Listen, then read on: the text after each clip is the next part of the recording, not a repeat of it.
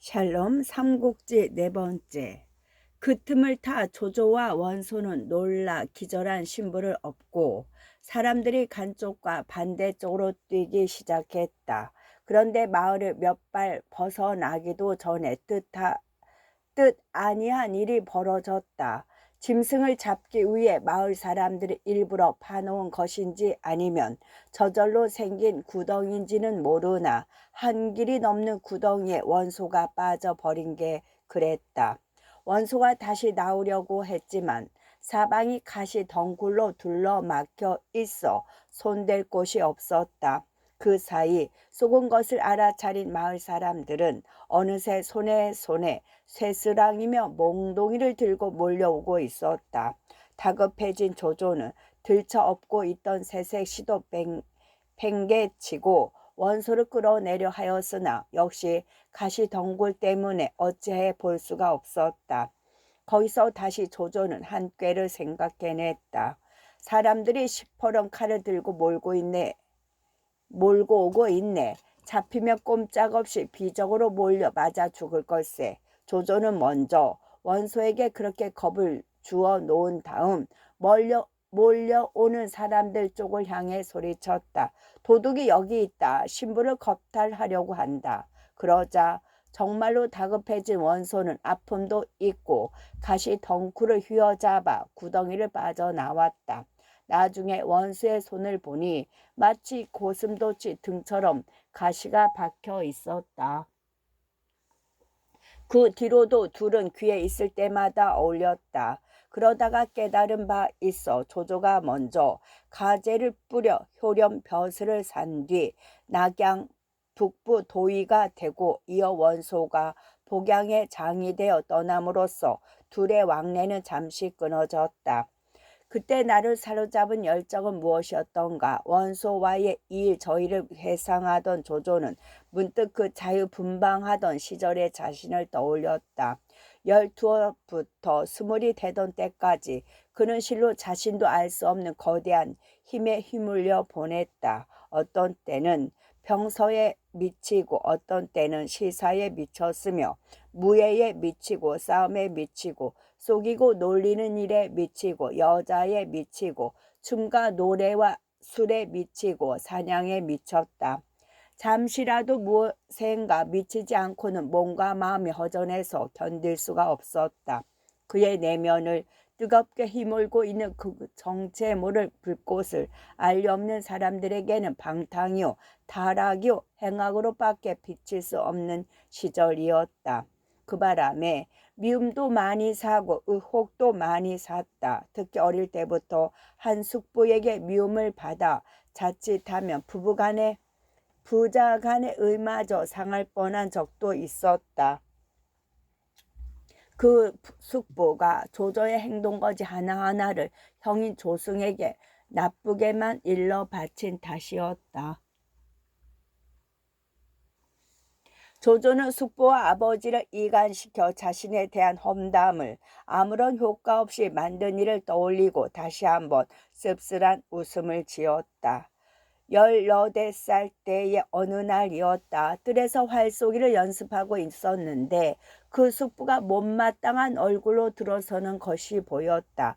조조는 한 가지 한 꾀를 생각해내고 화를 내던지며 땅바닥에 쓰러졌다. 그리고 언젠가 본 적이 있는 간질병 환자의 흉내를 내어 눈을 까 뒤집고 거품을 물며 사지를 버둥거렸다. 놀란 숙부가 뛰어들어가 형에게 그 일을 고했음은 말할 것도 없었다. 그러나 아버지 조승이 놀라 달려왔을 때 조조는 미리 생각해 둔 대로 옷에 먼지 하나까지 털어낸 뒤 단정한 차림으로 활 속에 열중하고 있었다. 제가 언제 그런 모진병을 알았습니까? 언제나 저를 못마땅히 여기시는 숙부님께서 또 지어낸 말이겠지요.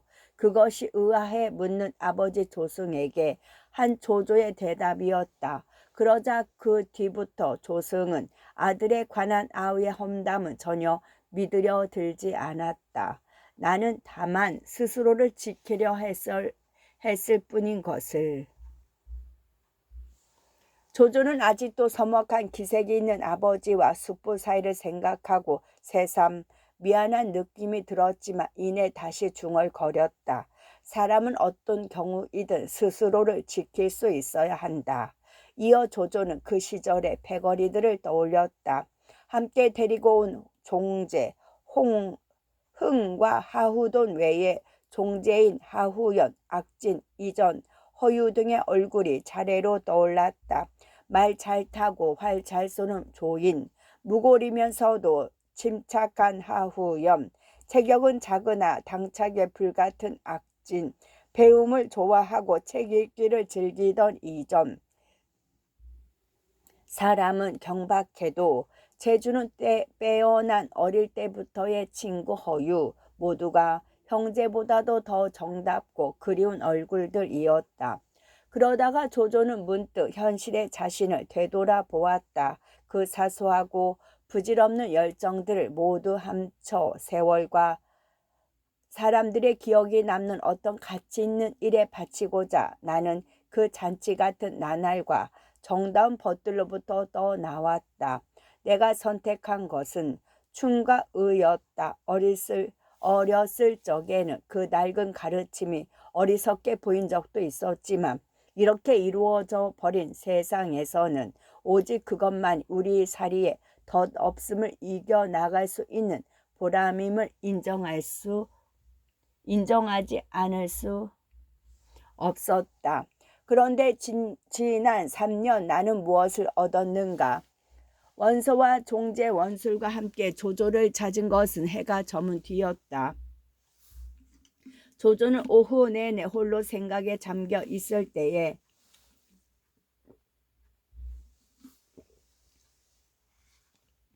울적함을 털어버리고 반갑게 그들 종형제를 맞았다.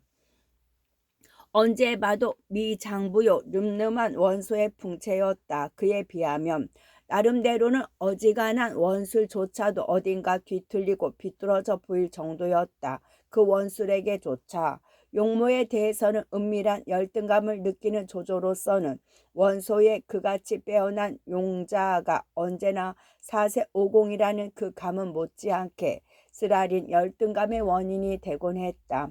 지난날 조조가 이따금씩 원소를 곤란한 지경에 빠뜨리곤 한 것은 어쩌면 그런 열등감에서 비롯된 공격 심리인지도 모를 일이었다.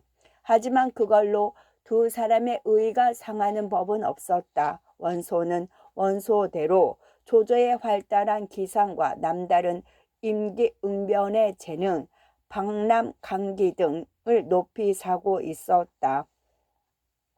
거기다가 무엇보다도 아직은 두 사람의 이상과 경륜이 크게 다르지 않았다. 근심하는 바가 같았으며 기뻐하는 바가 같았고 가고자 하는 길과 이루고자 하는 데가 같았다. 그런 두 사람에 비하면 원수는 아무래도 한 걸음 저지른 인상이었다. 그 역시 원소와 비슷한 시기에 알게 되었고 또 그때 이미 그는 행으로 어느 정도 이름을 얻고 있었으나 조조는 진작부터 그의 좁은 궁량과 얕은 안목을 보고 깊이 마음을 허락하지 않았다. 원술 또한 종영에 미치지 못해 조조가 자기보다 못한 점을 얕보았고 나은 점을 시기했다. 거기다가 원소도 종제보다는 조조를 높이 쳐 자연 원술은 두 사람의 교본에 들러리를 서는 것으로 그쳤다. 그래 전하에 많은 이름이 드높은 복양의 장께서 임지를 두고 낙양엔 어인 행차신가. 조조는 수인사를 끝나고 자리를 정하기 바쁘게 원소에게 그렇게 물었다. 원소도 빙긋 웃으며 조조의 말을 받았다. 낙양 북부 도의의 매서운 이름은 멀리서도 들었네. 그래 십상시에 아제비를 때려 죽인 5세 몽둥이는 아직 건재한가. 원본초의 청원 덕택에 무사하다네. 복양은 어떤가? 나는 장노릇을 그만두었네. 그럼 이공께서 자네를 경직으로 불러들이신 건가? 자모께서 자리 보전을 하고 계시네. 그동안 못다한 자식의 도리나 할까 하고. 그렇지만 본초 자네 같은 인재가 탕제나 다리며 집안에 박혀 있어도 좋은 세상 같지는 않은데 골 수령이 되어 선정을 베푸는 것도 좋은 일이네만 뿌리에 깊은 병을 두고 잎과 장가지만 보살펴 어찌 그 나무를 살릴 수 있겠나. 뿌리에 깊은 병이라면. 조조는 마음속에 짐작 가는 바가 없지 않았으나 그렇게 물었다. 그때 곁에 있던 원술이 결기서린 목소리로 원소를 대신했다. 제주 하나로 낙양선을 떠르르 울리게 한 맹덕이 어찌 그건 모르시오. 지금 세상이 천자의 것이오, 제후의 것이오, 백성들의 것이오. 그야 그 모두의 것이 아니겠소. 조조는 가까스로 민망스러운 기색을 숨기면서 그렇게 반문했다. 그러나 원술은 그런 조조의 아랑곳 없이 내뱉었다. 들렸소이다. 지금 전하는 수염없는 내시놈들의 것이오. 내 십상시의 하나인 후람을 예로 들겠소. 후람 일가가 백성들의 들로부터 빼앗은 큰 저택이 전국에 모두 380여. 그 중에 대궐이 무색할 정도로 크고 화려한 것이 16이나 되오. 또 땅은 천경에 약 300만 평, 청경의 금은이 500근, 비단이 만필이나 되오. 천자도 부럽지 않을 재물인데 그런 큰 후람이 대궐 안에서만도 10명, 작은 후람은 대궐 바깥에 수십 수백이 되오. 어찌 전하를 그들의 것이 아니라 할 수 있겠소. 그 작은 후람 가운데는 조조에 붙인 조승 같은 이도 들터였다. 그러나 원수는 제 열에 받쳐 결연히 덧붙였다.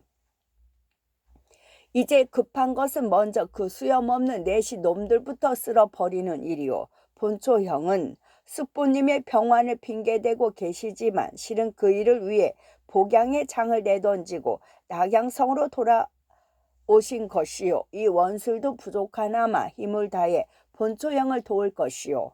조조의 감정 따위는 전혀 안중에 없다는 태도였다. 그때 원소가 원한 미간에 주름을 지으며 그런 원수를 나무랐다.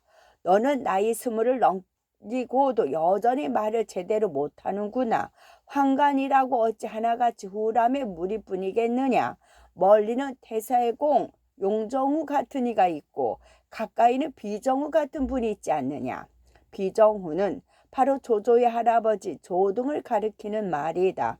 그런 다음 원소는 민망스러움을 감추지 못하고 있는 조조를 향했다. 아우, 공로가 혈기가 지나쳐 말을 함부로 한 것 같소. 맹덕은 너무 괘씸치 마시오. 그러자 조조가 얼굴을 활짝 펴며 껄껄 웃었다. 공이 앞에서는 살을 죽여야 하는 법이지. 내 이미 전하인이고자 하면서 어찌 원 공로의 의분을 허물하겠나. 오히려 본초가 그렇게 말해주니 감격할 따름일세. 너무 희비의 엇갈림이 빠른 데에다 웃음소리가 높고 가벼워 뒷날 그를 싫어하는 사람들로부터도 간사하다는 평까지 들은 조조 특유의 감정처리였다.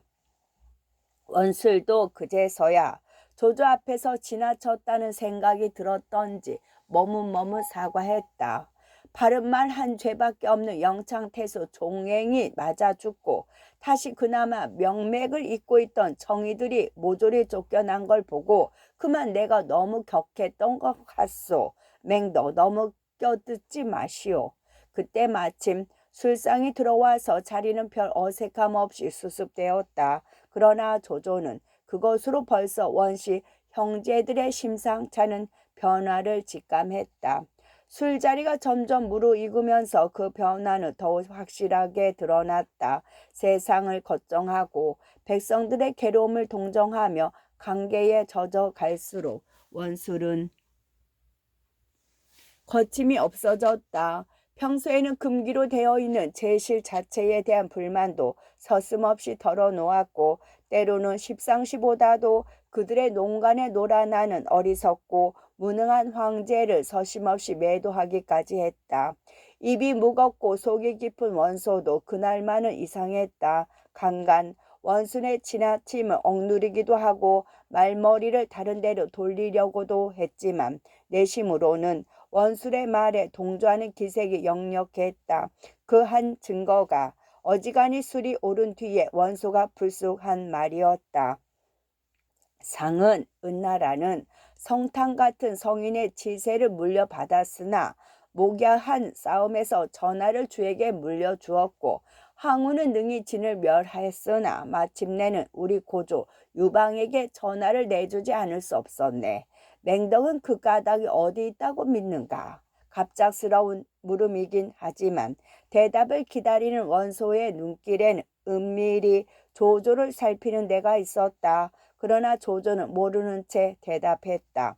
그거야 인의와 덕에 있지 않겠나. 주나라는 이미 전하를 셋 중에 둘이나 손에 넣고서도 오히려 상나라를 섬겨 그 포항 무도함이 그치기를 기다렸고 우리 고조께서도 먼저 입관한 공이 있으나 항우에게 몸을 낮추어 오히려 전하를 양보하지 않았는가. 그래도 주 은나라 마지막 천자 주가 포황 무도함을 그치지 않으니 하늘은 가족대에 그 뜻을 밝혀 모왕으로 하여금 줄을 치게 했고 항우는 망령때에 자신을 높여 전하를 돌보지 않으니 마침내 우리 대한에게 전하가 넘어온 것일세. 맹덕은 참으로 제왕되는 이가 그 한 몸에 지닌 덕만으로 전하를 얻었다고 믿는가? 그렇게 묻는 원소의 눈길은 한층 세밀하게 조조를 살피고 있었다. 조조도 대강 원소의 뜻을 짐작했으나 짐짓 태연스레 대답했다. 그렇네. 그 덕을 믿고 모여드는 백성들의 힘이 바로 전명 아니겠는가. 그러자 원술이 갑자기 둘의 대화에 끼어들었다. 혁명과 법수를 중시하고 병가의 발기로 일어난 맹덕이 그렇게 말씀하시니 어찌 믿어지지 않는구려. 내 보기에 백성들이 따른 것은 그 덕이 아니라 힘이었던 것 같소만. 원 공루는 어째서 그렇게 생각하시오? 백성들이 상나라를 버리고 주나라를 따른 것은 문왕, 무왕 두 대에 걸쳐 쌓인 주의 힘을 택한 것이요. 항우를 버리고 우리 고조를 다른 것은 장량, 한신, 소화 등으로 드러나는 힘을 취한 것이라 볼 수 있을 것이요. 자목 거침없는 말이었다. 그런데 조조를 한층 놀라게 만든 것은 그런 원술의 말을 받는 원소였다. 원술의 말을 받는 원소였다. 아우는 힘을 오병과 삼군만으로 생각하고 있으나 어찌 백성들이 의지하고자 하는 바가 그뿐이겠는가. 나는 이 몇 해 복양의 장으로 있으면서 백성들이 무엇에 가장 끌리기 쉬운가를 직접 보았네. 따뜻이 입히고 배불리 먹여주는 자, 그가 헐벗고 굶주린 백성들이 가장 우르르며 따르는 자일세. 오병과 삼군을 위주로 하는 자를 따르는 백성은 그래도 지켜야 할 것이 있는 부류인데 이런 세상에는 그 수가 그리 많지 않네.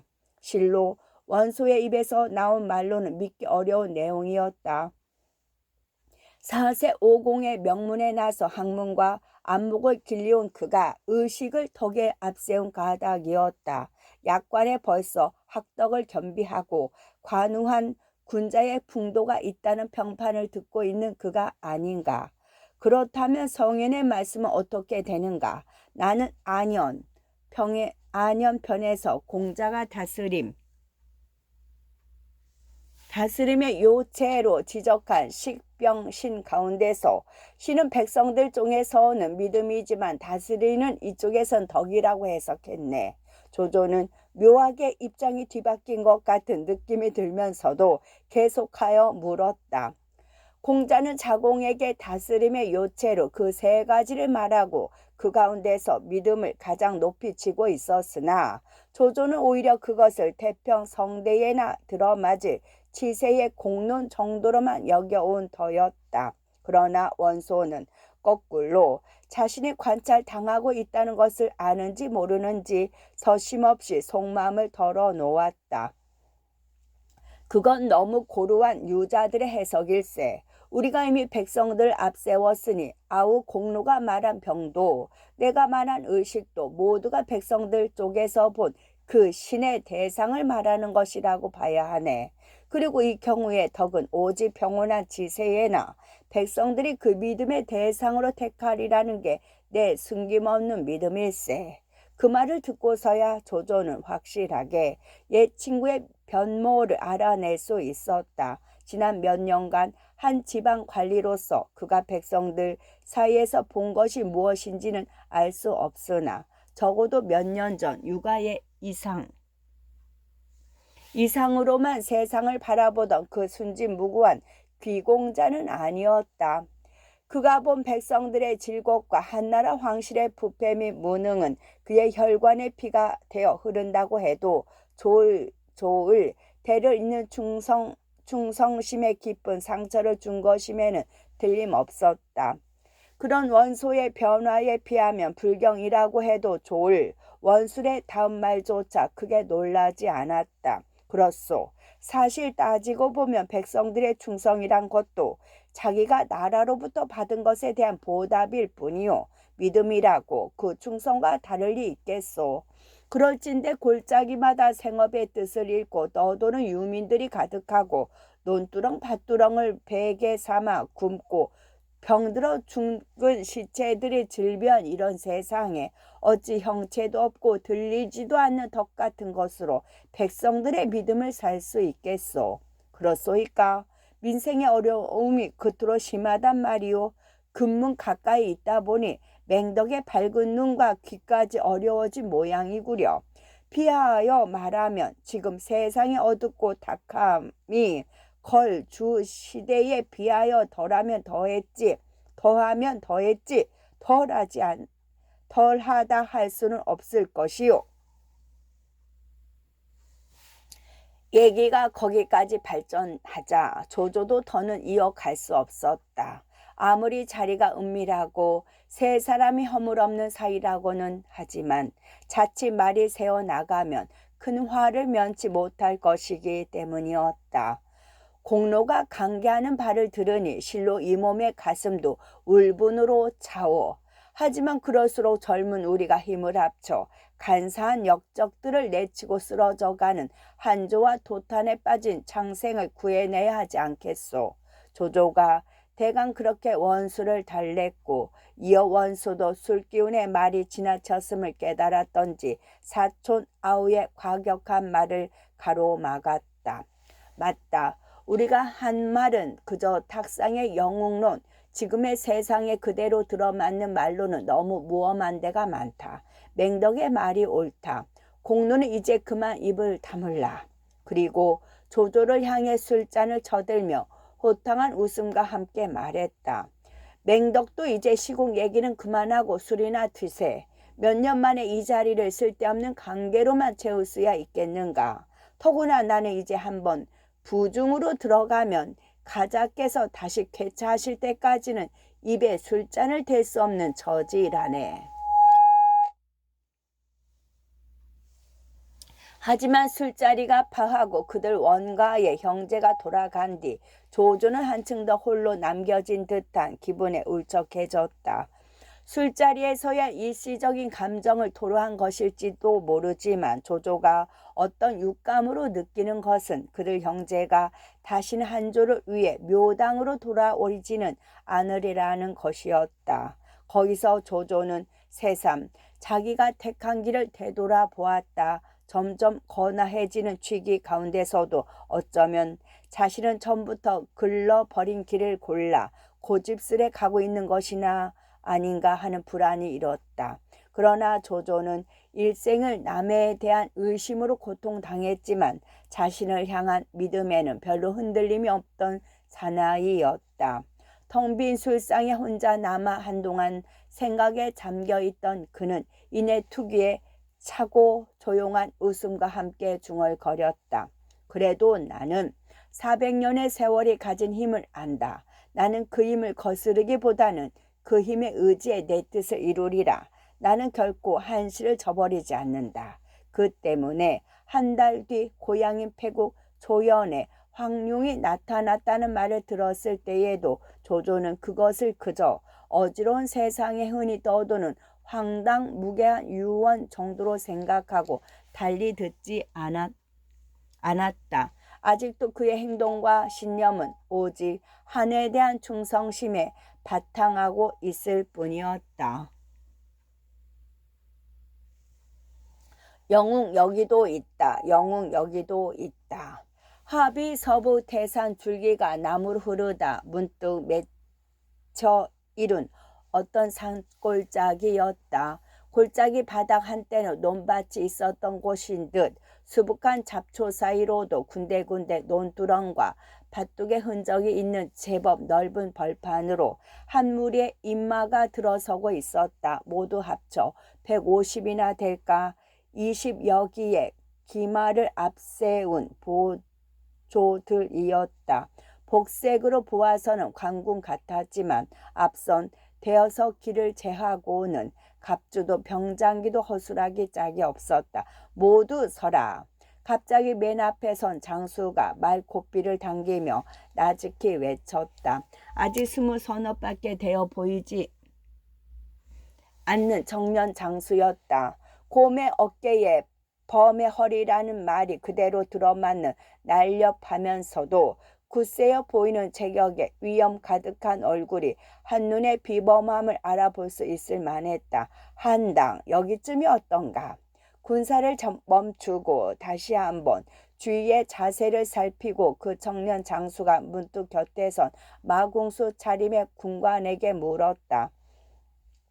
역시 22 정도의 청년인데 한눈에 타고난 무골로 보였다. 그도 대장을 따라 다시 한번 주위를 둘러보더니 천천히 대답했다. 역시 적을 유인해 볼 만한 곳입니다. 그러자 청년 장수는 다시 군사들을 돌아보고 나직히 소리쳤다. 너희들은 지금부터 여기서 쉬도록 하라. 각자 병장기를 놓고 말 탄 자는 말에서 내려라. 눕고 싶으면 눕고 앉고 싶으면 앉되 눕더라도 잠들어서는 안 되며 앉더라도 각자의 말과 병장기로부터 떨어져서는 안 된다. 또 술을 마시고 노래를 불러도 좋으나 취해 이곳이 싸움터임을 잊어서는 안 된다. 이미 사전에 일러둔 것을 한 번 더 군사들에게 깨우쳐주는 말투였다. 그리고 자신도 말에서 내려 마른 풀숲에 털썩 앉으며 두구를 벗었다. 멀리서 보아서는 물란하게 짝이 없는 장졸들의 휴식이었다. 그러나 그의 번뜩이는 눈은 끊임없이 앞 골짜기의 변화를 살피고 있었다. 그 청년 장수의 이름은 손견, 전국시대의 저 유명한 병법가 손무자의 후예였다. 오금 붙은 사람으로 그는 출생부터가 여러 가지 신이한 설화에 쌓여 있었다. 그의 조상들은 대대로 오국 군이 되기 전에 본분국이었다. 대대로 오국에서 벼슬 하며 부춘에 살았는데 죽어서는 그 성 동쪽을 장지로 삼았다. 어느 날 그 무덤에 괴이한 광채가 쏘사 구름을 오색으로 물들이며 하늘까지 뻗고 주위 수십 리에 가득했다. 그걸 본 마을의 나이든 이들이 말하기를 이것은 결코 예사 기운이 아니다. 반드시 손씨가 흥할 것이다 했다. 그 무렵 그의 어머니가 그를 뵀는데 창자가 쏟아져 옷창문에 감기는 꿈을 꾸고 두려워하며 이웃 안악에게 물었더니 그 안악은 이렇게 위로했다. 반드시 그 꿈이 좋지 않은 징조인 줄은 어떻게 알겠소. 그러다가 아이를 낳아보니 용모가 비범하고 성정이 활발해서 안심했다고 하는 게 그 설화의 대강이었다. 손견의 영명함이 처음으로 인근에 널려 알려진 것은 17살 때였다. 아버지를 따라 배를 타고 전댕에 이르러 보니 해적들이 지나가는 배를 털어 방금 물가에서 재물을 나누는 중이었는데 배들이 감히 앞으로 나가지 못하고 있었다. 이에 손견이 부친에게 말했다.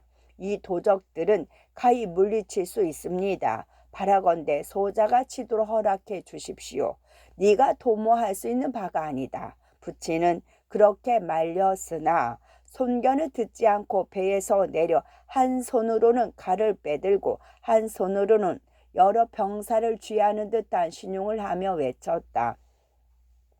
저놈들을 모조리 사로잡아라. 한 놈도 놓치지 마라. 이를 본 도적들은 관병들이 자기들을 잡으러 온 줄 알고 빼앗은 재물을 버려둔 채 뿔뿔이 흩어져 도망쳐 버렸다. 손겨는 그들을 추격하여 괴수의 목 하나를 잘라 돌아오니 그 부친이 크게 놀랐다. 그 소문을 들은 태수는 겨우 17살인 그를 불러 현위에 가임했을 만큼 송겨는 그 일로 널리 이름을 떨쳤다.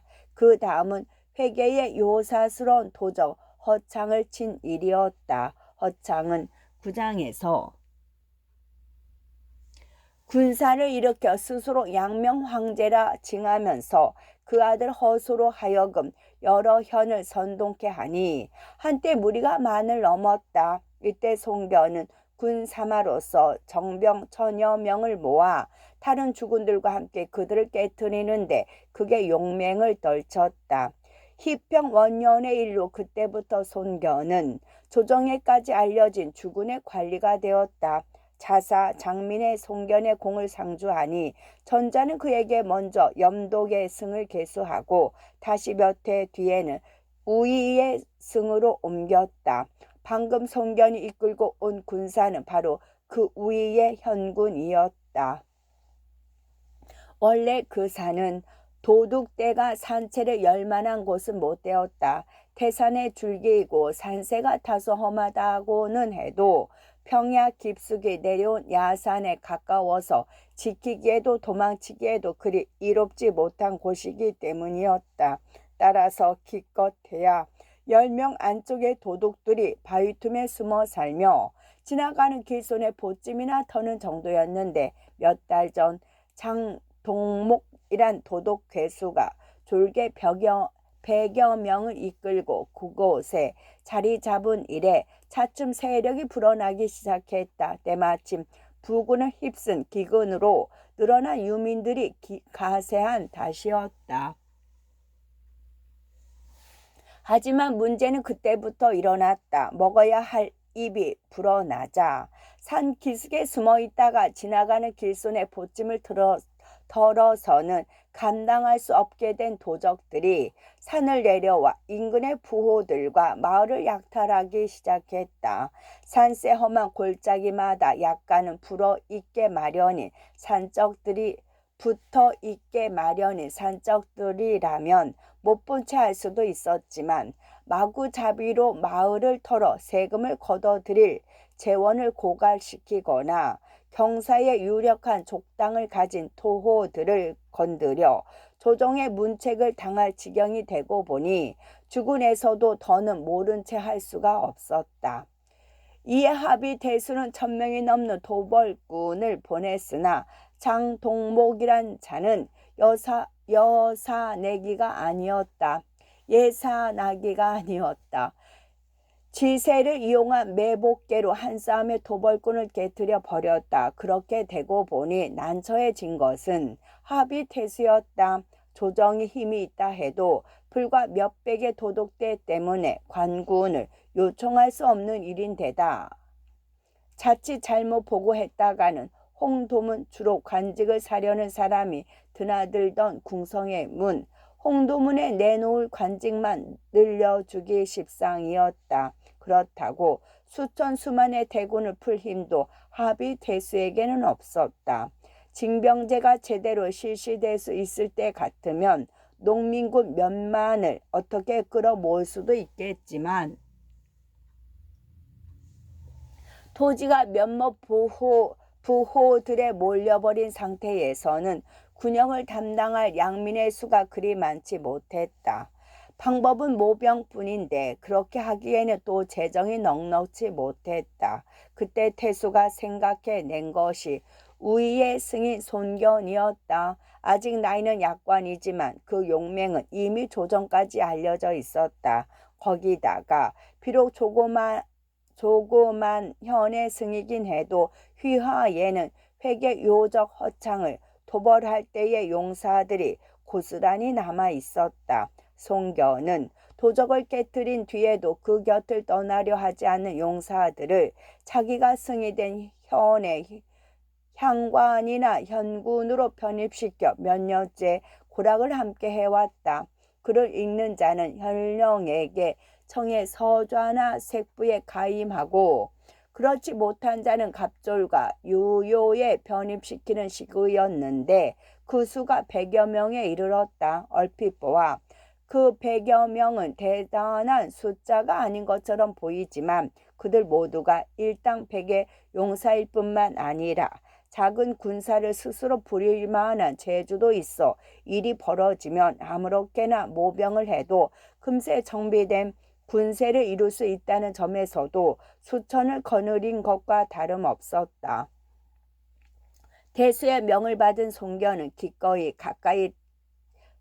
기꺼이 거기에 따랐다. 그날로 자신의 오랜 부하들과 향리의 장정 가운데서 고르고 고른 군사를 합쳐 300을 이끌고 북쪽으로 올라간 그는 먼저 화비성에 들러 지난번 토벌전에서 살아남은 장조를 찾아 도적들의 형세와 그곳의 지리에 관해 물었다. 패전으로 잔뜩 겁을 먹고 있는 그들이라 기억에 과장도 있고 혼란도 있었으나 도적들의 관에 대강은 짐작이 갔다. 손견은 다시 날랜 부하들을 나무꾼이나 농부로 가장시켜 그 산 주위를 한 번 더 살핀 뒤에야 계책을 정하고 도벌에 나섰다. 대수가 얼마간의 병들을 더 붙여주겠다는 것도 마다하고 자신이 이끌고 온 300명만 거느린 죄였다. 송견이 이제 펼치려 하는 것은 일종의 유인계였다. 험한 산골짜기에 숨어서 대항하는 도적들을 잡는 데는 그 10배의 군세가 필요했지만 그들을 평지로 끌어낼 수만 있다면 반으로도 자신이 있었다. 지금 그가 일부러 군사들에게 문란한 휴식을 취하게 한 것도 그런 유인의 수단이었다. 도적들은 뜻밖으로 신중했다. 진작부터 손견의 군사들이 접근하는 줄 알았을 것이련만 한 식경이 지나도 움직일 줄 몰랐다. 뒤따라오는 큰 군사가 있나 없나를 살펴보는 것 같았다. 그러다가 이윽고 산적들이 움직이기 시작한 것은 손견의 군사들을 흩어놓은 지 거의 1시각이나 지난 뒤였다. 이제 도적들이 움직이기 시작하는 모양입니다. 왼편에 칡덩굴 우거진 비탈이 살기가 있습니다. 한당이 문득 활과 화살통을 끌어당기며 손견에게 말했다. 그러나 손견은 누운 자세를 고치지 않으며 대답했다. 알고 있다. 오른편 골짜기에도 한때가 내려오고 있는 것 같다. 10개 먼지가 피어오르고 있지 않느냐. 그렇다면 빨리 군사를 정돈하십시오. 좀 더 기다려라. 만약 도적들이 급히 지쳐오면 어떻게 하시렵니까? 걱정 마라. 아직 506보가 거리가 있다. 날랜 말로 달려와도 병장기를 잡고 말에 오를 시간은 있을 것이다. 거기다가 정공과 황공에게도 시간을 벌어주어야 하지 않겠느냐. 송견이 그렇게 말하자 한당도 더는 서두르지 않았다. 지난 몇 년 송견을 따라다니면서 저절로 몸에 밴 믿음 때문이었다. 한당의 자는 의공, 멀리 요서 영지가 고향이었다. 일찍 관내로 들어와 이리저리 흘러다니다가 18살의 손견을 만났다. 당시 손견은 회계 요적 허창을 치기 위해 의군을 모집하고 있었는데 마침 오군을 떠돌던 한당이 그의 막하를 찾아들어 서로 만나게 되었다. 글은 별로 배우지 못했지만 말타기와 발쏘기에는 능하고 완력도 남다른 데다 대도를 잘 써서 한당은 금세 용사들 가운데서 눈에 띄지 않을 수 없었다. 거기다가 나이가 비슷한데도 상아를 흩트리는 법이 없고 명을 받으면 자기 몸을 돌보지 않았으니 자연 손견의 아낌을 받아 그 뒤 5년째나 손견의 좌우에서 손발이 되어 일했다. 한당은 허창이 죽은 뒤에도 손견 곁에 머물고 있는 용사들 가운데서 향관조차 사양하고 순수하게 손견의 사람으로만 남아있는 유일한 사람이었다. 무엇 때문인지는 모르지만 그는 대단찮은 향직에 얽매이는 것보다는 손견만을 위해 일하는 쪽이 더 보람있게 여겼다.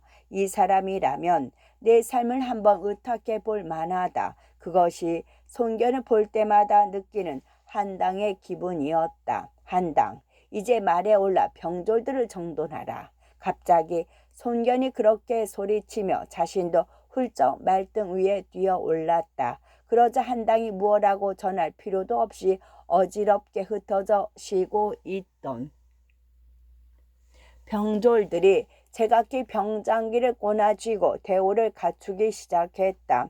썩을 대로 썩고 무기력할 대로 무기력한 관군으로는 믿기 어려울 만큼 민첩한 대응이었다. 그러고 보면 그들의 차림도 겉으로는 허름한 배옷이었지만 안으로는 대개 갑옷을 받쳐 입은 채였고 무기도 질질 끌고 다니거나 팽개쳐 두었을 때는 허술해 보였지만 힘있게 잡고 선 걸 보니 각기 특색 있는 매서운 것들이었다. 하지만 맞은편 골짜기 쪽에서는 별달리 변화가 일어나지 않았다. 왼편 칡덩쿨 우거진 비탈도 오른편의 굽은 골짜기도 여전히 무거운 살기만 감돌 뿐 조금 전과 마찬가지였다. 주공, 무슨 일이십니까? 한당이 의아로운 듯 물었다. 그러자 송견은 말없이 손을 들어 맞은편 상등성이를 가리켰다. 반길도 안 되는 떡갈나무 등걸로 덮여 있어 많은 군사를 숨기기에는 알맞지 않은 곳이었다. 그 바람에 소홀히 보아 넘겼던 것인데 손견이 손가락질하는 걸 보니 확실히 어딘가 이상했다. 그러나 정확히 달라진 것이 무엇인지 몰라 살피고 있는데 손견이 비로소 입을 열었다. 저 딱갈숲이 점점 아래로 내려오고 있다. 떡갈 가지와 잎새로 몸을 가린 적은 아마도 새 갈래 방향으로 일시에 쳐내려오거나 우리를 좀 더 깊이 유인해 애워쌀 계책인 것 같다. 장도복이라는 자, 오랫동안 농림에서 지낸 자임이 틀림없습니다. 과연 주공의 계책에 말려들지 걱정입니다. 만약 며칠 전 크게 관군을 물리친 적이 없었다면 그 자는 결코 걸려들지 않을 것이다. 하지만 지금은 다르다. 그들은 아직 큰 승리에 취해 있다. 이만큼이나 자중한 것만도 대단한 일이다. 송견은 그렇게 말하고는 군사들을 향해 외쳤다. 자, 이제 그만 돌아가자. 이만하면 태수님께 할 말은 있다. 도적대는 우리가 무서워서 깊이 숨어 버렸다고 하면 된다. 알겠느냐? 온 골짜기가 쩌렁쩌렁 울릴 만큼 큰 목소리였다. 군사들도 정말로 싸움 한번 하고 돌아가는 것이 기쁜 것처럼 일제히 함성을 치며 기뻐했다. 거기에 맞추어 손견은 한 번 더 도적들을 격통케 했다. 장동목과 그의 처녀 졸개들은 우리 100여 명 의군이 두려워 다람쥐처럼 바위 틈에 숨어버렸다고 하자. 태수께서는 틀림없이 너희들에게 큰 상을 내리실 것이다. 계곡에 숨어있던 도적들뿐만 아니라 멀리 산 꼭대기에서 망을 보고 있던 도적에게까지 또렷이 들릴 만큼 크고 높은 목소리였다. 그러자 예상대로 여기저기서 함성이 일며 도적대가 뛰쳐나왔다. 잠깐 사이에 손견이 거느린 군사의 3배가 넘는 인마가 골짜기와 비탈에서 뭉개져 내리듯 쏟아지는 것이었다. 그런 도적들을 흘끗 살핀 손견은 이내 목소리를 낮추어 자기 군사들에게 명했다. 겁먹은 듯한 행색으로 도망쳐라. 적을 골짜기 잎새까지 바짝 끌어내야 한다. 이미 사전에 들은 바가 있는 터라 손견의 군사들은 명령대로 움직였다. 겁먹은 듯 우르르 계곡 바깥으로 달아나기 시작했다. 산적들은 거기에 더욱 기세를 올려 추격을 했다. 아직도 남아있는 황홀한 승리의 기억에 취해 마지막까지 그들을 보호하고 있던 조심성을 완전히 팽개쳐 버린 추격이었다. 손견은 한당과 나란히 군사들의 꽁무니에 붙어 말을 달리면서도 쉴 새 없이 반격할 곳을 가늠했다. 그런데 약간 뜻밖인 것은 적에게 50여 기의 기마대가 있다는 점이었다. 그들이 용기 백배해서 뒤쫓으니 적의 보졸들이 완전히 평지로 들어서기 전에 적의 선두 기마와 송견의 후위가 만날 지경이 되었다. 끝.